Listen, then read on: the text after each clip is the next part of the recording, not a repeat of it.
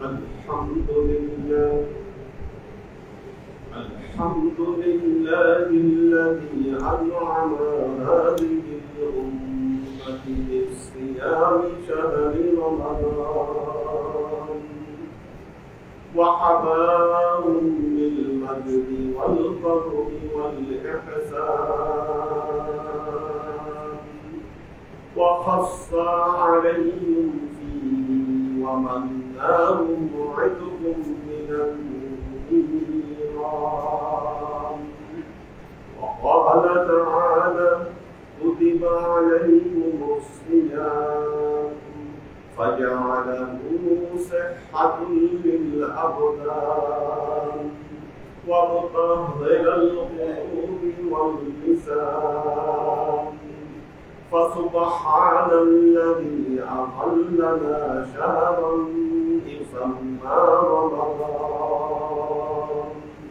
ليغفروا عصاة العبد لمغافر الغفران فنشهد أن لا إله إلا الله وحده لا شريك له ونشهد أن سيدنا وسندنا ونبينا محمدا صلى الله عليه وسلم وصلى الله تعالى عليه وعلى آله وأصحابه وذريته وأهل بيته وأحبابه وأصحابه الأجمعين إلى يوم القيامة.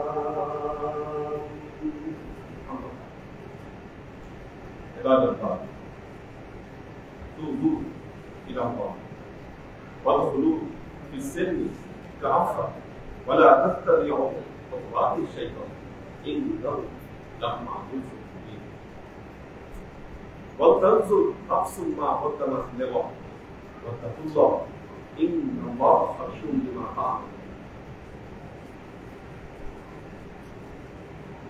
عباد الله واعلموا أن هذا الشهر رمضان مبارك كريم أنزل الله تعالى في هذه الشهر القرآن الكريم كما قال تعالى شهر رمضان الذي أنزل فيه القرآن هدى للناس وبينات من الهدى والفرقان فمن شهد منكم الشهر فليصمه. وقال رسول الله صلى الله عليه وسلم خيركم من تعلم القرآن وعلمه. وقال رسول الله صلى الله عليه وسلم من قرأ القرآن فاستزهده فحل حلاله وحرم حرامه أدخله الله الجنة وشفاه 10 من أهل بيته كلهم قد وجبت عليهم النار. وقال رسول الله صلى الله عليه وسلم يقال لصاحب القرآن اقرأ ورتل كما ترتل في الدنيا.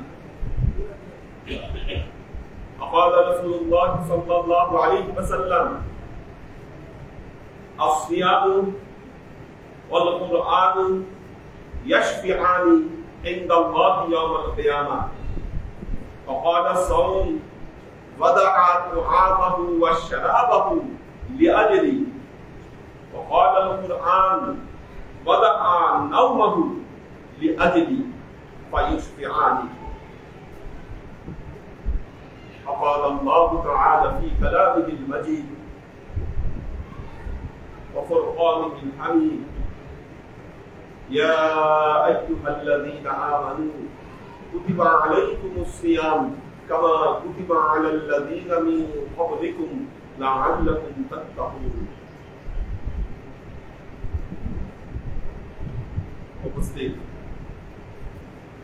আল্লাহর আশিক ও সালেহবৃন্দ, সর্ববিদ উত্তম প্রশস্তি জ্ঞাপন করছি সে আল্লাহ পাকের নিমিত্তে, যিনি আমাদের জীবনে সুস্থ সবল শরীরে আরেকটি মাহ এবং রমজানুল মুবারকের সাথে দেখা করার তৌফিক এনায়েত করেছেন। যারা বিগত বছর আমাদেরকে ছেড়ে চলে গেছেন তারা এই মাহে রমজানুল মুবারকে অনুপস্থিত। আমরা যদি আমাদের জীবনকে হিসেব করি, কারো 70 বছরের জীবন বা কারো 80 বছরের জীবন, সেখান থেকে জীবনের 12 বছর মাইনাস করে দিতে হবে। কারণ 12 বছর আপনি রোজা রাখেননি বা রোজার মাহাত্ম্য আপনি বুঝেননি, রোজা আপনার উপর ফরজই ছিল, একটা দুইটা করে হয়তো রোজা আপনি রেখেছেন। রোজা ফরজ হওয়ার পর রোজা রাখতে শুরু করেছেন, কিন্তু অনেকেই তখন রোজার যে মাহাত্ম্য, এর যে মর্ম, এটাকে হয়তো আপনারা অনুধাবন করতে পারেন। এভাবে জীবনের অনেক গুরুত্বপূর্ণ সময় অধ্যায় আমাদের জীবন থেকে পার হয়েছে। আমরা এখন যারা জীবনের যেই প্রান্তে আছি, আমরা নিশ্চিতভাবে বলতে পারি না আমাদের বিগত জীবনের কয়টা রমজানকে আমরা সঠিকভাবে আসলেই কাজে লাগিয়েছি, আর ভবিষ্যৎ জীবনে কয়টা রমজানকে আমরা আদৌ কাজে লাগাতে পারব। সুতরাং আল্লাহর আশিক ও সালেহবৃন্দ, রমজান যে আল্লাহ কর্তৃক প্রদত্ত মানব জীবনের জন্য একটা মহা সম্পদ, এই সম্পদের মর্ম উপলব্ধি করতে আমাদের জীবনের গুরুত্বপূর্ণ সময়গুলো পার হয়েছে। আল্লাহর আশিক ও সালেহবৃন্দ, প্রশ্ন হলো, এই রমজানের এত মাহাত্ম্য কেন, এত সম্মান কেন? এটা কি রোজার জন্য, না আল্লাহ কোনো কারণে এই মাসে আমাদের উপর রোজাকে ফরজ করেছেন? আল্লাহ বলছেন, কুতিবা আলাইকুমুস সিয়াম কামা কুতিবা আলাল্লাযীনা মিন ক্বাবলিকুম। তোমাদের উপর রোজা ফরজ করে দেওয়া হয়েছে যেমনি ভাবে ফরজ করা হয়েছিল পূর্ববর্তী উম্মতের উপর। হযরত আদম আলাইহিস সালামের শরীয়তে, হযরত আদমের শরীয়তে প্রতি মাসে 3টা করে রোজা রাখা ফরজ ছিল। 12 মাসে 3 বার 36টা রোজা। এইভাবে এক এক উম্মতের উপরে রোজার ফরমেশনটা চেঞ্জ হয়েছে। আমাদের উম্মতে মুহাম্মাদীকে নির্দেশ দেওয়া হয়েছে তোমরা মাহে রমজানের রোজা রাখো। এখন প্রশ্ন হলো, কেন মাহে রমজান? কারণ 12টা মাসের মধ্যে 4টা মাস হলো পবিত্র মাস। আল্লাহ বলেছেন মুহররম, রজব, জিলকদ, জিলহজ। আল্লাহ চাইলে তো সেই মাসগুলোতে রোজা রাখতে বলতে পারেন যে তোমরা মুহররম মাস পুরোটা রোজা রাখো বা তোমরা রজব মাস পুরোটা রোজা রাখো। আল্লাহ এগুলো কিচ্ছু বললেন না, বললেন তুমি রমজান মাসের রোজা রাখো। প্রশ্ন হলো, কেন? এই রমজান মাসের সম্মান কেন বৃদ্ধি পেল? আল্লাহর আশিক ও সালেহবৃন্দ, রমজান মাসের এই সম্মান বৃদ্ধি পাওয়ার কারণ হচ্ছে এই মাস হলো কোরআন নাযিলের মাস। এই মাসে আল্লাহ তাআলা কোরআনকে নাযিল করেছেন। আচ্ছা, এখন কোরআনটা কি? কোরআনটা হলো আল্লাহর নবীর উপর অবতীর্ণ জীবন্ত মুজিজা। মুজিজা, মুজিজা কি? প্রত্যেক নবীকে তার নবুয়ত প্রমাণের জন্য আল্লাহ এক একটা করে সার্টিফিকেট দিয়েছেন, যার দ্বারা প্রমাণ করেছেন তিনি যে আমি নবী। হযরত মুসা আলাইহিস সালামকে লাঠি দিয়েছিলেন, নীল নদে আঘাত করলে পানি বিখণ্ডিত হয়ে যেত, ছেড়ে দিলে আজ তাহা সাপে পরিণত হতো। হযরত ইউসুফ আলাইহিস সালামকে সুন্দর চেহারা দিয়েছিলেন, যেই দেখতো মুগ্ধ হয়ে যেত, এটা ছিল ওনার মুজিজা। হযরত দাউদকে সুন্দর কণ্ঠস্বর দিয়েছিলেন। এভাবে এক এক নবীকে আল্লাহ একটা মুজিজা দিয়েছেন। আমাদের নবীকে আল্লাহ তার জীবন দশায় 3,500 মুজিজা দিয়েছিলেন। যে নবীকে যে মুজিজা দিয়েছিলেন, নবী চলে যাওয়ার পর মুজিজা চলে গেছে। এক একমাত্র মুহাম্মদ মুস্তাফা সাল্লাল্লাহু আলাইহি ওয়াসাল্লামের উপর অবতীর্ণ সবচাইতে বড় মুজিজা আল কোরআন। আল্লাহর নবী চলে যাওয়ার পরেও আমাদের মধ্যে এই মুজিজা, এই কোরআন আমাদের মধ্যে রয়ে গেছে। কাল কিয়ামতের 500 বছর আগ পর্যন্ত এই মুজিজা অক্ষত থেকে থাকবে। যার সাথে কোরআনের সংযোগ ঘটে আল্লাহ তার মর্যাদা বাড়ায়। কেমন? রমজান মাসে নাযিল হয়েছে তাই রমজানের মর্যাদা বাড়িয়ে দিয়েছে। যেই রাতে নাযিল হয়েছে সেই রাতের মর্যাদা আল্লাহ আরো বাড়িয়ে দিয়েছে। আল্লাহ বলতেছেন ইন্না আনজালনাহু ফি লাইলাতিল কদর লাইলাতুল কদরি খায়রুম মিন আলফি শাহর। আমি এই কোরআনকে কদরের রাতে আমি নাযিল করেছি, আর এই কদরের রাতে নাযিল হওয়ার জন্য ওই রাতের মর্যাদা বেড়ে গেছে 1000 মাসের চেয়ে। খালি কোরআনের কারণে কি খেলা আছে, কি মাহাত্ম্যপূর্ণ। আল্লাহ আমি আল্লাহ এই কোরআন আমাদের দিলেন। যখন কোরআন পড়া হয়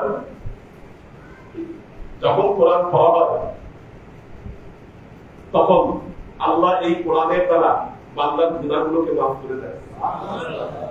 তার উপর রহমত নাযিল করেন আল্লাহ, কি তার উপর রহমত নাযিল করে দেয়, তার মর্যাদাকে আল্লাহ বৃদ্ধি করে দেন। এটা ইহকালীন যাদার কথা আল্লাহ বলতেছেন। ইহকালীন যাদা হচ্ছে এগুলো, এই কোরআন তেলাওয়াত করা। একজন তেলাওয়াত করছে, তার পাশে আপনি বসে তেলাওয়াত শুনছেন, কি আল্লাহ বলছেন ফাইদা কুরিয়াল কুরআনু ফাসতামিউ লাহু ওয়া আনসিতু লাআল্লাকুম তুরহামুন। যখন কোরআন পড়া হয় তখন কি করো? তোমরা শোনো এবং চুপ থাকো, যেন তোমাদের উপর আল্লাহ রহমত নাযিল করেন। এই কোরআনের তেলাওয়াত শুনলে কি হয়?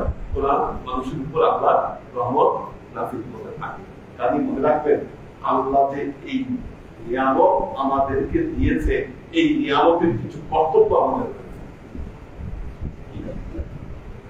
আল্লাহ তাআলা কালামে পাকে বলেছেন ইন্না আরাদনাল আমানাতা আলাস সামাওয়াতি ওয়াল আরদি ওয়াল জিবালি।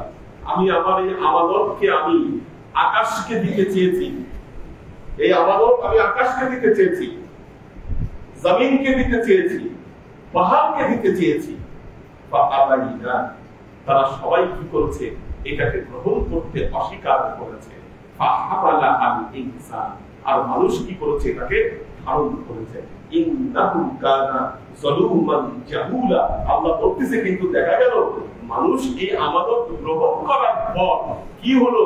যে মানুষ এই আমানত থেকে সে মুখ ফিরিয়ে নিল এবং জাহেল হয়ে সে মৃত্যুবরণ করলো। এই আমানতের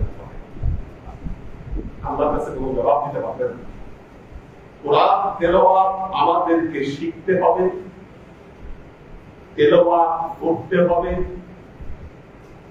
এই কোরআনে কি বলা আছে এই কথাগুলো আমাদেরকে জানতে হবে, সেই অনুযায়ী আমাদের জীবন পরিচালনা করতে হবে। তাহলেই আপনি মনে রাখবেন মুহাম্মদ মুস্তাফা সাল্লাল্লাহু আলাইহি ওয়াসাল্লামের উম্মত হিসেবে আপনার যে দায়বদ্ধতা আছে, এই দায়বদ্ধতাকে আপনি একটু হলেও আদায় করতে পারবেন। এটা আমাদের দায়িত্ব, কর্তব্য। আজকে একজন লোক বলতে চায় কোরআন শুধু তেলাওয়াত করলে নাকি কোনো সওয়াব নাই, সাজা নাই। অবশ্যই কোরআনের একটা হরফের জন্য 10 নেকির কথা বলা হয়েছে। হরফে হরফে আল্লাহ আশেখ এই জন্য যখন মাহে রমজান আসতেন, প্রত্যেক মাহে রমজানে আল্লাহ নবীর উপর যতটুকু কোরআন অবতীর্ণ হয়েছে, জিবরাইল আমিন এসে আল্লাহ নবীর কাছ থেকে শুনতেন। যে বছর আল্লাহ নবী ইন্তেকাল করলেন ওই বছর 2 বার শুনেছিলেন জিবরাইল আমিন পবিত্র কোরআন। সুতরাং মনে রাখবেন, রমজান মাসকে সফল করতে গেলে এই রমজানের সাথে কোরআন চর্চা ওতপ্রোত সম্পর্ক আছে। কোরআন চর্চা করতে হবে রমজান মাসে, কোরআন তেলাওয়াত করতে হবে। কমপক্ষে 1 খতম অথবা 2 খতম মাহে রমজানে আপনারা যাওয়ার চেষ্টা করবেন। আর যারা কোরআন পড়তে পারেন না তারা কি করবেন? তারা এই মাহে রমজানুল মুবারকে কোরআন শেখার চেষ্টা করবেন। আল্লাহ আরো কথা বলেছেন, কোরআন না শিখলে কি হবে? আল্লাহ বলতেছেন ওমান আ'রাদা আন যিকরি ফাইন্না লাহু মাঈশাতান দানকা। আল্লাহ বলতেছেন যে ব্যক্তি আমার এই জিকির, এই কোরআন থেকে মুখ ফিরিয়ে দিবে, আমি তার রুজি রিজিককে সংকীর্ণ করে দিব। মারাত্মক ব্যাপার। আপনি কোরআন তেলাওয়াত করবেন না, আপনার অভাব যায় না, অভিযোগ যায় না। অভাব অভিযোগ কেন যাচ্ছে না? আপনি কোরআন থেকে মুখ ফিরিয়ে দিয়েছেন। কোরআনের সাথে আপনার সম্পর্ক নাই, এই জন্য আপনার অভাব অভিযোগ যায় না। আল্লাহ কোরআনে আয়াত নাযিল করে জানিয়েছেন, ওমান আ'রাদা আন যিকরি, যে ব্যক্তি আমার জিকির থেকে মুখ ফিরিয়ে দিবে কি হবে? ফাইন্না লাহু মাঈশাতান দানকা, আমি কাল কিয়ামতের ময়দানে তার রিজিককে আমি সংকীর্ণ করে দেব। এক নম্বর। দুই নম্বর, ওয়া নাহশুরুহু ইয়াওমাল কিয়ামাতি আ'মা, কাল কিয়ামতের ময়দানে আমি তাকে অন্ধ করে দেব। আপনি আল্লাহর নবীর উম্মত, কোরআন না শিখে যদি দুনিয়ায় যান, কাল কিয়ামতের ময়দানে আপনি অন্ধ হয়ে উঠবেন। এটা পবিত্র কোরআন সাক্ষী। কোরআনের আয়াতে স্পষ্টভাবে লেখা আছে, ওয়া নাহশুরুহু ইয়াওমাল কিয়ামাতি আ'মা। আল্লাহর কাছে বলবে, রব্বি লিমা হাশারতানি আ'মা ওয়া ক্বাদ কুনতু বাসীরা। আল্লাহ, তুমি আজকে আমাকে অন্ধ করে কেন তুললা? দুনিয়ায় থাকতে তো আমার চোখের দৃষ্টি ছিল। আল্লাহ বলবেন, কাযালিকা আতাতকা আয়াতুনা ফানাসিতাহা ওয়া কাযালিকা আল-ইয়াওমা তুনসা। হে বান্দা, যখন তুমি দুনিয়ায় ছিলা, তোমার কাছে আমার আয়াত দিয়েছিল, তুমি কি করেছো? ফানাসিতাহা, তুমি সেটাকে ভুলে গিয়েছিলে। ফাকাযালিকা আল-ইয়াওমা তুনসা, সেজন্য আজকের দিনেও আমি তোমাকে ভুলে গেলাম। আমি তোমাকে ভুলে গেলাম। কোরআন চর্চা করলে কি হবে? আল্লাহ বলতেছেন, আল্লাহ নবী বলতেছেন, খায়রুকুম মান তাআল্লামাল কুরআনা ওয়া আল্লামাহু। আল্লাহ নবী বলছেন, তোমাদের মধ্যে সেই উত্তম যেই ব্যক্তি কোরআন শিক্ষা করে এবং অপরকে কোরআন শিক্ষা দেয়। وقال رسول الله صلى الله عليه وسلم من قرأ القرآن وعلم بما فيه ألبس أبويه تاج جوءه أحسن من جوء الشمس। আল্লাহ নবী বলেন, যে ব্যক্তি কোরআন পড়বে, কোরআন অনুযায়ী আমল করবে, কাল কিয়ামতের ময়দানে এদের বাবা মাকে এমন দুটা মুকুট পরায়ে দেওয়া হবে, যে মুকুটের উজ্জ্বলতা সূর্যের উজ্জ্বলতার চাইতে বেশি হবে। তাদের বাবা মা এমন দুটা মুকুট পরায়ে দিবে। فقال رسول الله صلى الله عليه وسلم من قرأ القرآن فاستجهره فحل حلاله وحرم حرامه أدخله الله الجنة। আল্লাহ নবী বলেছেন, এই ব্যক্তি কোরআন পড়বে, এই কোরআনের শিক্ষা গ্রহণ করবে, এই কোরআনে যাকে হালাল করা হয়েছে সেটিকে হালাল হিসাবে গ্রহণ করবে, যা হারাম করা হয়েছে জীবন থেকে পরিত্যাগ করবে, তার প্রথম পুরস্কার আল্লাহ তাকে জান্নাতে প্রবেশ করাবেন। প্রথম পুরস্কার। দ্বিতীয় পুরস্কার তাকে দিবেন, আল্লাহ বলবেন, ওয়াশাফাহু আশারাতান মিন আহলি বাইতিহি কুল্লুহুম কদ ওয়াজাবাত আলাইহিমুন নার। আল্লাহ বলবেন যে বান্দা, তোমাকে তো জান্নাত, তোমার জান্নাত যাওয়া আমি নিশ্চিত করে দিলাম, তুমি জাহান্নামে যাও, তোমার পরিবার পরিজনের মধ্যে এমন 10 জনকে খুঁজে বের করো যাদের উপর জাহান্নামের আগুন ওয়াজিব হয়ে গেছে, তুমি শাফায়াত করে তাদেরকে জাহান্নাম থেকে বের করে দিও। আল্লাহ তিনি আরো বলছেন, ইকরাতু লিসাহিবিল কুরআন ইকরা ওয়ারাতিল কামা তুরাতিল ফিদ দুনিয়া। কাল কিয়ামতের ময়দানে বান্দার হাতে কোরআনের মুসহাফ করে দেওয়া হবে, বলবে, বান্দা তুমি দুনিয়ায় যেমন এক মাথা থেকে আরেক মাথা পর্যন্ত কোরআন পড়তে, আমাকে আজকের দিনে একটু কোরআন পড়ে শোনা। বান্দা শুরু করবে আলিফ লাম মিম থেকে, যতই তেলাওয়াত করবে ততই উপরের দিকে শুরু করবে। তার তেলাওয়াত যত দূরে গিয়ে থামবে তত উঁচু মাকামের জান্নাত আল্লাহ তাকে দান করবে। যে সূরা নাস পর্যন্ত পড়া হবে, কি এইদিকে সূরা নাসের সিন, ওইদিকে ফেরদৌসের সিন মিলে যাবে। এই কোরআন দিয়ে যাবে আল্লাহ আশিক সাহেব। সুতরাং রাখবেন, মাহে রমজানকে মাহাত্ম্যপূর্ণ করতে গেলে কোরআন চর্চা আবশ্যক। মসজিদে সকাল এবং বিকাল 2 বেলা মাহে রমজানে কোরআন পড়া এবং শেখা, যারা শিখতে পারে না, যারা শিখতে চাবে তাদের জন্য ব্যবস্থা রাখে। এখানে ব্যবস্থা থাকবে যারা শিখে দেবে, আর যারা শিখেছেন তারা আরো যাতে ভালো মতো সহি শুদ্ধ ভাবে যাতে পড়া যায়। কারণ মাহে রমজান মনে রাখবেন এটা কোরআন চর্চার মাস। আল্লাহ আমাদের সবাইকে তৌফিক দান করুন। ونفعنا وإياكم بالآيات والذكر الحكيم إنه تعالى جواد كريم ماجد ورؤوف رحيم.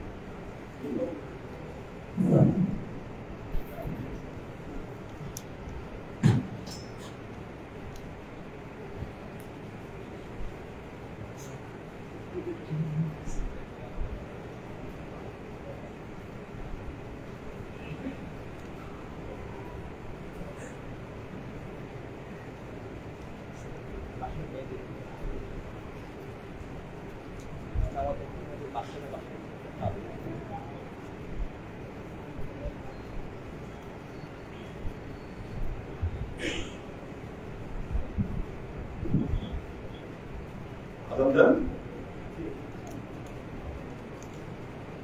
begitu. Masih ada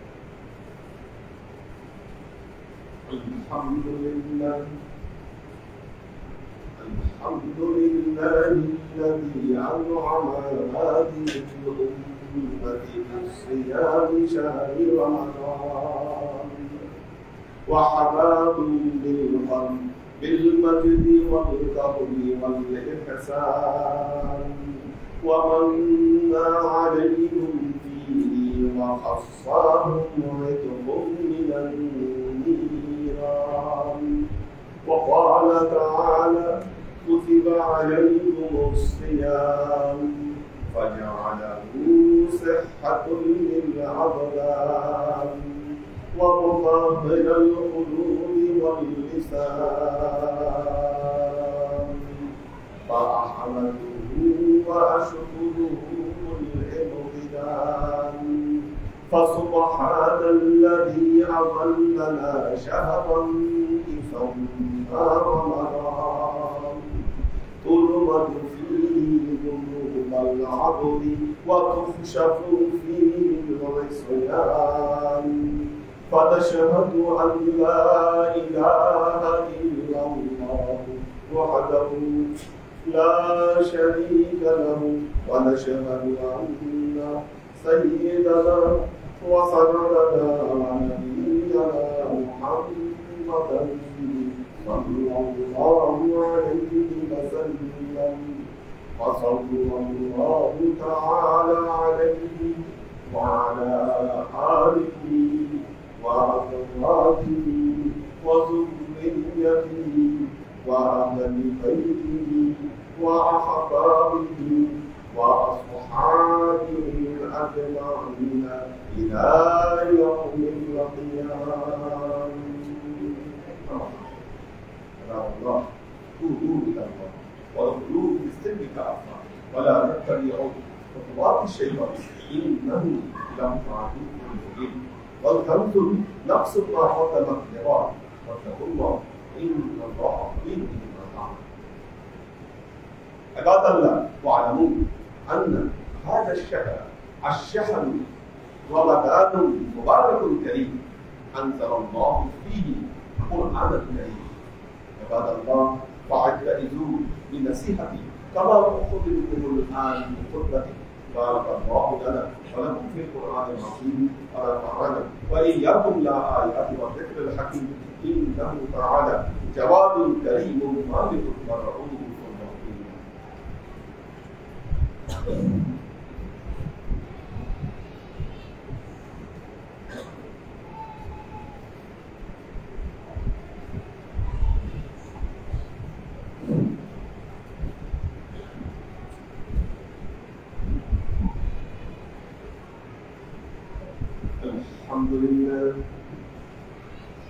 الحمد لله نحمده ونستعينه ونستغفره ونؤمن به ونتوكل عليه ونعوذ بالله من شرور أنفسنا ومن سيئات أعمالنا من يهده الله فهو المهتدي ومن يضلل فلن تجد له وليا مرشدا ونشهد أن لا إله إلا الله وحده لا شريك له ونشهد أن سيدنا وسندنا ونبينا محمدا صلى الله عليه وسلم الذي أرسله الله بالحق بشيرا ونذيرا وداعيا إلى الله بإذنه وسراجا وقال تعالى إن الله وملائكته يصلون على النبي يا أيها الذين آمنوا صلوا عليه وسلموا تسليما. اللهم صل على محمد وعلى آل محمد كما صليت على إبراهيم وعلى آل إبراهيم إنك حميد مجيد. اللهم بارك على محمد وعلى آل محمد كما باركت على إبراهيم وعلى آل إبراهيم إنك حميد مجيد. اللهم صل وسلم وراحم وبارك على سيدنا ونبينا وشفيعنا وحبيبنا وقرة أعيننا محمد صلى الله عليه وسلم وعلى آله وأزواجه وذريته وأهل بيته وأحبابه وأصحابه الأجمعين إلى يوم القيامة. خصوصا على صاحب الصدق عن المؤمنين أبي بكر الصديق رضي الله تعالى عنه وعلى صاحب العدل والإحسان عن المؤمنين عمر بن الخطاب رضي الله تعالى عنه وعلى صاحب الحياة والإخوان عن المؤمنين عثمان بن عفان رضي الله تعالى عنه وعلى صاحب الحلم والعلم والعرفان عن المؤمنين سيدنا علي بن أبي طالب رضي الله تعالى عنه وعلى تمام العشرة المبشرين والتابعين والتابعين المهديين. اللهم اهد أئمة المسلمين إلى سنة رسول الله صلى الله عليه وسلم. اللهم اغفر أئمة المسلمين مغفرة ظاهرة وباطنة. اللهم أعز الإسلام والمسلمين. اللهم أعطِ أئمة المسلمين فلاحا عظيما. اللهم انصر من نصر دين محمد صلى الله عليه وسلم واجعلنا منهم واخذل من خذل دين محمد صلى الله عليه وسلم ولا تجعلنا منهم. تعالوا عباد الله رحمكم الله. إن الله يأمركم بالعدل والإحسان وإيتاء ذي القربى وينهى عن الفحشاء والمنكر والبغي يعظكم لعلكم تذكرون. فاذكروني أذكركم واشكروا لي ولا تكفرون.